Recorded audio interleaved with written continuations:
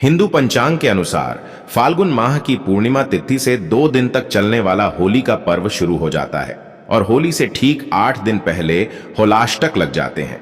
यानी होली के ठीक पहले 8 दिन होलाष्टक कहे जाते हैं। इन दिनों में कोई भी शुभ काम नहीं किए जाते हैं, यानी कि जितने भी मांगलिक कार्य हैं इन सभी कार्यों पर इन 8 दिनों के लिए ब्रेक लग जाता है। और आपको बता दें कि होलाष्टक पर ग्रह बहुत उग्र अवस्था में होते हैं। अष्टमी तिथि को, चंद्रमा नवमी को, सूर्य दशमी तिथि पर, शनि एकादशी पर, शुक्र द्वादशी पर, गुरु त्रयोदशी तिथि के दिन, बुध चतुर्दशी तिथि के दिन, मंगल और पूर्णिमा तिथि के दिन राहु बहुत ही उग्र स्थिति में रहते हैं। इसलिए इन दिनों भगवान के नाम का जप करना चाहिए। जितना हो सके पूजा पाठ और दान करना चाहिए। ग्रहों की शांति के लिए उपाय किए जा सकते हैं। और अगर ज्योतिष विद्वानों की माने तो होलाष्टक के दौरान शुभ और मांगलिक कार्य करने से जीवन भर बाधा आती है। शुभ या मांगलिक कार्य इन 8 दिनों में नहीं करना चाहिए, क्योंकि इन दिनों नेगेटिव एनर्जी बहुत अधिक हावी होती है।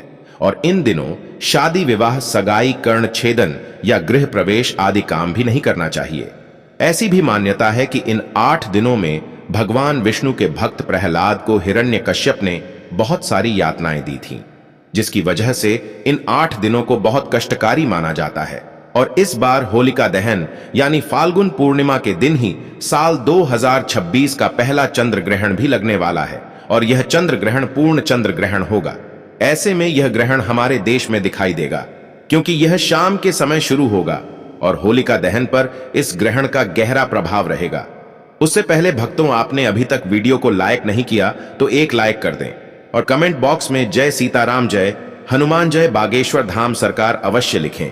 और आपकी राशि कमेंट बॉक्स में डालना ना भूलें, ताकि इस होली आपकी राशियों के अनुसार कोई भी उपाय होगा तो हम कमेंट बॉक्स में आकर आपको रिप्लाई में बता देंगे।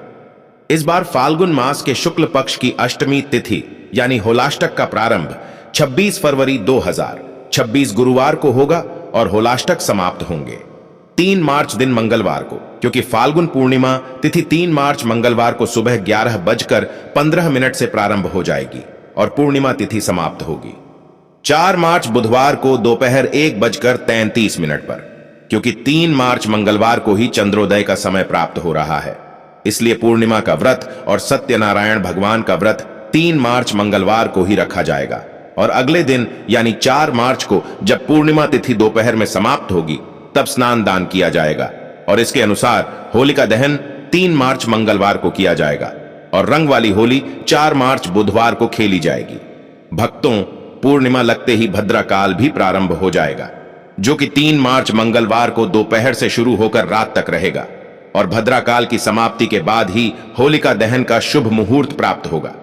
ऐसे में जो लोग होलिका की पूजा करने वाले हो, उन्हें शाम को भद्रा रहित शुभ मुहूर्त में ही पूजन करना चाहिए, क्योंकि अशुभ मुहूर्त में किया गया होलिका दहन जीवन भर कष्टों का सामना करने वाला होता है। अब बात करते हैं चंद्र ग्रहण की, क्योंकि इस बार चंद्र ग्रहण का समय 3 मार्च 2026 को दोपहर बाद लगभग 3:55 से शुरू होगा और रात 9:22 तक रहेगा। क्योंकि यह ग्रहण शाम और रात के समय लगने वाला है, इसीलिए साल का यह पहला चंद्र ग्रहण भारत में नजर आएगा और इस कारण हमारे देश में इसका सूतक काल भी पूरी तरह मान्य होगा। दोस्तों, जब भी चंद्र ग्रहण लगता है तो ग्रहों के सेनापति मंगल, सूर्य और राहु के आमने सामने होते हैं। इसलिए हमारे वेद पुराणों में बताया गया है कि चंद्र ग्रहण जितनी देर रहता है उतनी देर दैवीय शक्तियों का प्रभाव कम हो जाता है और नकारात्मक शक्तियां बढ़ने लगती हैं। इसीलिए मंदिरों के पट बंद कर दिए जाते हैं। लेकिन इस दौरान किया गया कोई भी उपाय कभी खाली नहीं जाता है और जो भी व्यक्ति इस समय श्रद्धा से उपाय करेगा उसे पलटकर उसका लाभ जरूर मिलेगा। इसीलिए दुनिया भर के तांत्रिक इस दिन का इंतजार करते हैं, क्योंकि इस दौरान आपकी गई साधना और उपाय बहुत तेजी से सिद्ध होते हैं।